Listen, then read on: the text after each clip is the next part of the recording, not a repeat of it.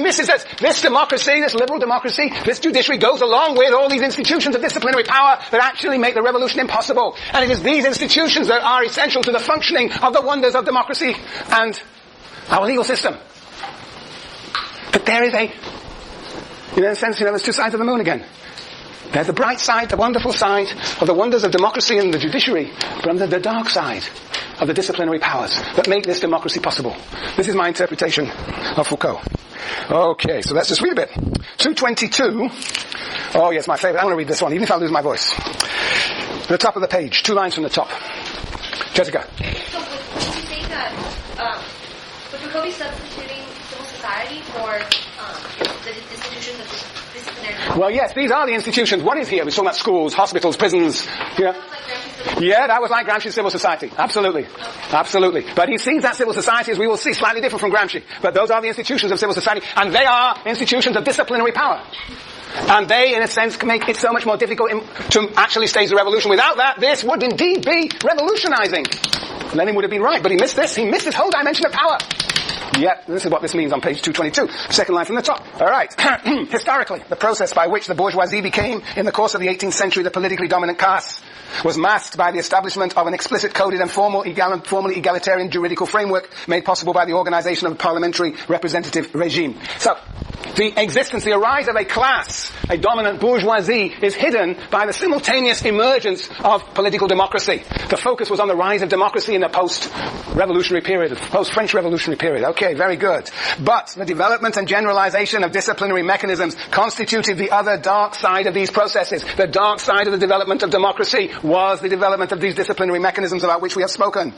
The general juridical form that guaranteed a system of rights that were egalitarian in principle was supported by these tiny, everyday physical mechanisms, by all those systems of micropower that are essentially non-egalitarian, asymmetrical, that we call the disciplines.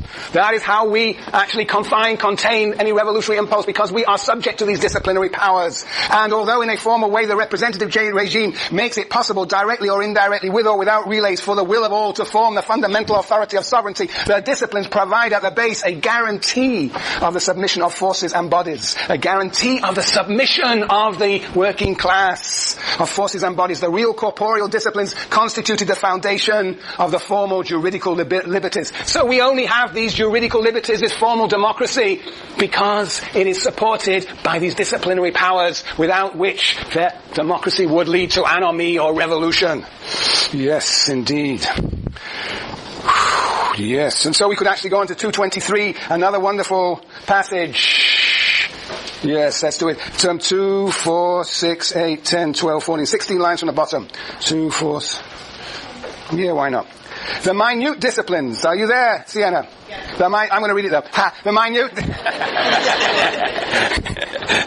minute disciplines, the panopticisms of everyday life may well be below the level of emergence of the great apparatuses and the great political struggles. We focus on the great apparatus of democracy, of the legal order, the great struggles, but below them are the insidious micro-physics of day-to-day life, which are embedded in these institutions, these micro-institutions. But in the genealogy of modern society, they have been, that is, these small, minute disciplines, the panopticisms of everyday life. In the genealogy of modern society, they have been, with the class domination that traverses it, the political counterpart of the juridical norms according to which power was redistributed. Hence, no doubt, the importance that has been given for so long to the small techniques of discipline, to those apparently insignificant tricks that it has invented, and even to those sciences that it gave a respectable face. Hence, the fear of abandoning them if one cannot find any substitute. That they are essential for the reproduction of an order based on democracy and legal order.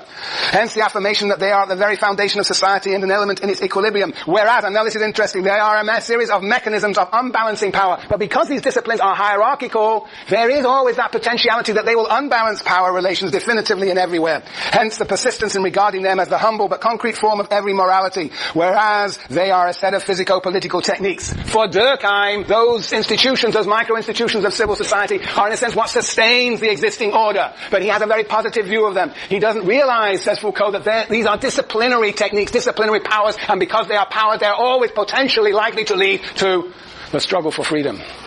There's always in Foucault that possibility of a struggle against power. But first and foremost, the claim he is making is that this world of democracy depends upon, in a sense, the containment and normalization of individuals in these everyday panopticisms. That essentially then is the political juridical moment.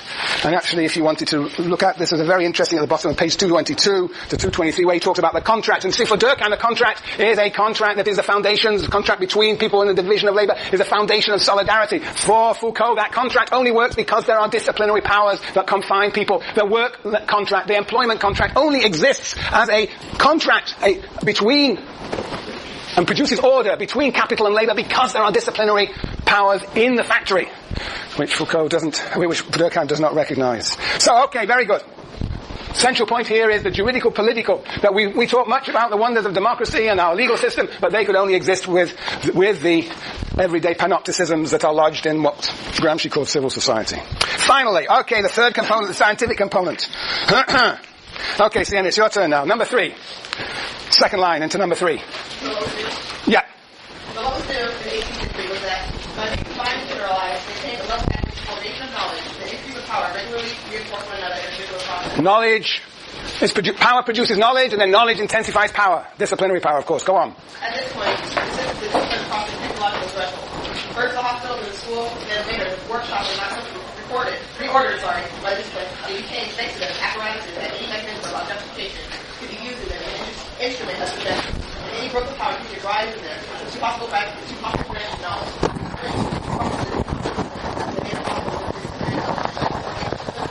Psychiatry, psychology, educational psychology, rationalization. Very good. Thank you very much. So all those bodies of knowledge emerge from the corresponding institutions of disciplinary power. The school, the hospital. The school produces pedagogy. The hospital produces medicine. The asylum produces psychiatry. And the workshop produces industrial sociology. Yes, yes. So that is the scientific component. We think of science as progressive. But in fact, Foucault is saying science is intimately and insidiously connected to power, disciplinary powers. Yes, Sasha?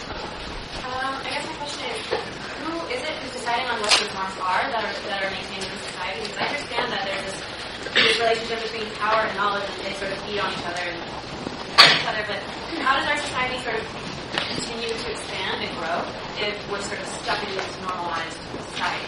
Now you're asking two different questions. How does it grow? Where it grows, as we've already studied how it grows. We're just introducing new conditions for its growth. But your first question, where do these norms, what are these norms, where do they come from? What are the norms according to which we are normalized? I don't know where they come from. For Foucault. I don't know. We've got a Durkheimian problem here again. Where does the collective consciousness come from? Yes. You got an answer for this, for me? Or you Foucauldians on the front row here? That's an I think that would be a really important and interesting question. Where they come from and what they are and why they are what they are, I don't know. And does it matter what they are? Does it matter what norms exist as long as there are norms that people are being subject to? Well, the who's dictating? No, so individuals do not possess power and dictate. Power is exercised, right? How decided where these norms, like which norms are correct at the time? Yes.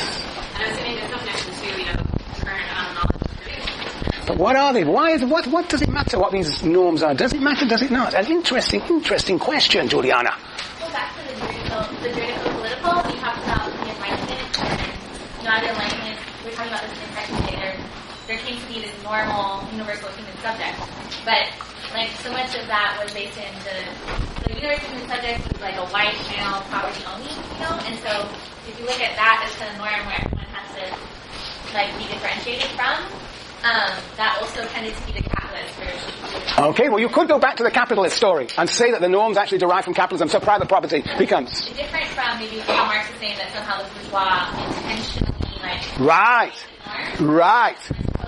As capitalism develops, those systems develop that complement. Right. As capitalism develops, those disciplinary powers necessarily develop, and he has not an answer to why and how. But very good. But this is the bourgeoisie, the capitalist class, and these are the workers. From Lenin, these are really important actors.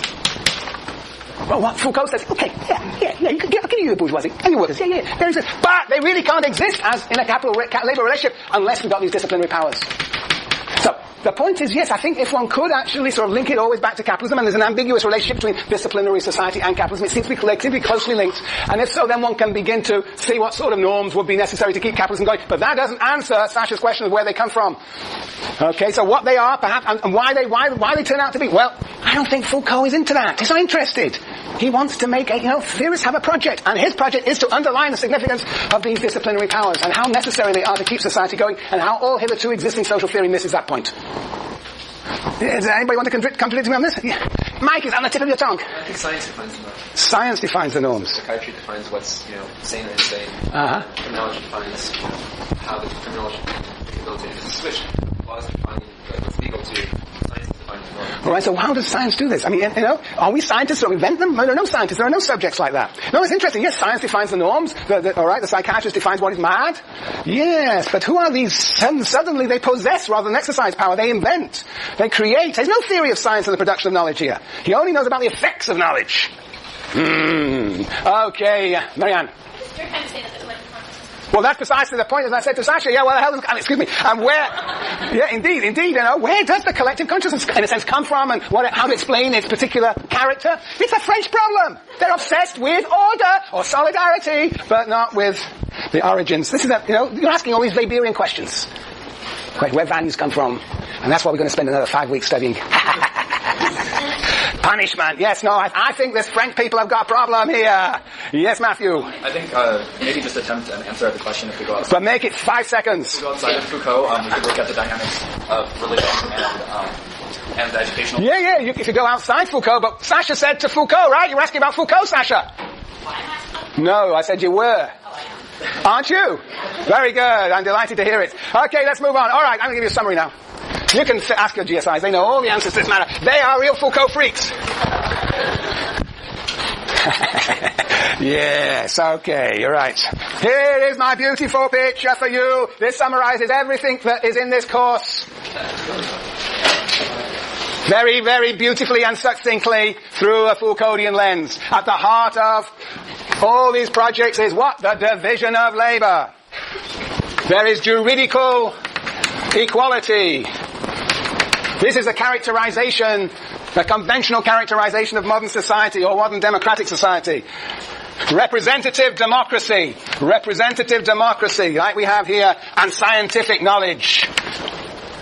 Scientific knowledge. These are the wonders of the modern era. These are the issues that concern all our theorists. What is Foucault saying?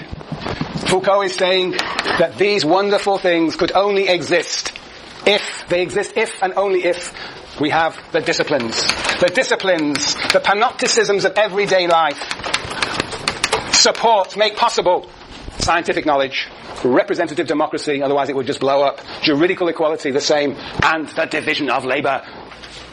The disciplines make these wonderful things, makes the division of labor productive division of labor, producing surplus. That depends upon the disciplines too, not just in the factory either, but everywhere. That is Foucault. Now,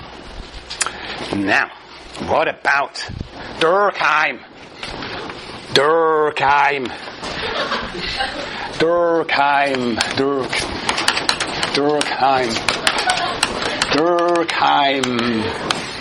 What does how does Durkheim see these wonderful things? Come on, what does Durkheim? Yes. Julia, now I know your name. Any idea? That's a punishment for sitting between Madeline and Marianne. Now I know your name, yes. What do you think? How does Durkheim see the division of labor? With juridical equality, that is, those external conditions are equalized, and referendum, also quality of opportunity, all these wonderful things, and scientific knowledge, sociology. That all leads to what? Nicole? Organic solidarity. Very good. Solidarity forever. Yes, so it produces. Or we could say conditions, or we could say is the basis of solidarity. But I'm going to say produces. So these wonderful things produce solidarity for Durkheim. They rest on the existence of disciplines for Foucault. Okay, Lars? Good. How would you put Marx in this?